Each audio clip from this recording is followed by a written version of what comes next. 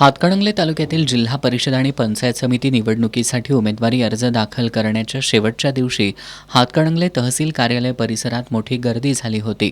सकाळपासूनच विविध पक्षांचे उमेदवार, त्यांचे समर्थक आणि कार्यकर्ते मोठ्या संख्येनं तहसील कार्यालयात दाखल झाले होते. यावेळी पोलीस प्रशासनाकडून कडेकोट बंदोबस्त लावण्यात आला होता. तहसील कार्यालयाच्या प्रवेशद्वारावर पोलिसांनी बॅरिगेड्स लावून येणाऱ्या जाणाऱ्यांवर नियंत्रण ठेवण्याचा प्रयत्न केला.